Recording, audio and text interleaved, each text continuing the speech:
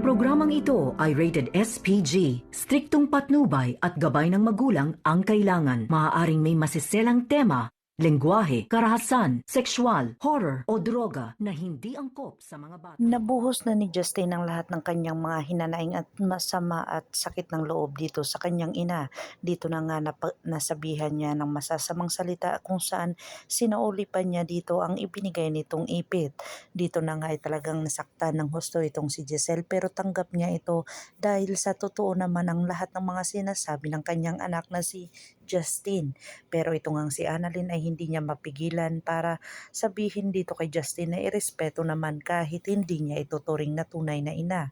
Dito na nga ay talagang lumambot na ang puso ni Justin kahit papano dahil umiyak pa rin ito dahil nasasaktan pa rin siya sa mga sinasabi niya at ginagawa niya dito sa kanyang inang si Giselle. Lumambot na ang puso ni Justin dahil dito na nga napatunayan ni Giselle ang nanghingi siya ng tawa dito sa kanyang anak.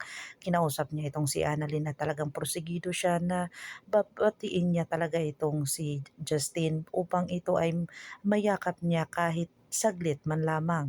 Dito na hinihiling niya ngayong Pasko ay talagang makasama niya at makausap man lang niya ito at talagang porsigido siya na malaman ang buong katotohanan ni Justin kung bakit at ano ang nangyari.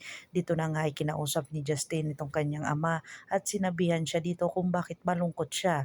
Dito na ba lumalambot ang kanyang puso sa kanyang ina kung saan sumagot na oo itong si Justin.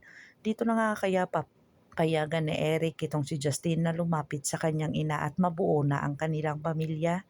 Pakakabangan natin ang mga susunod pa na episode na ito, ang abot kamay na pangarap. If you like my story, please like, share, and subscribe para ma-update po kayo sa mga susunod pa. Yun lamang po at maraming salamat.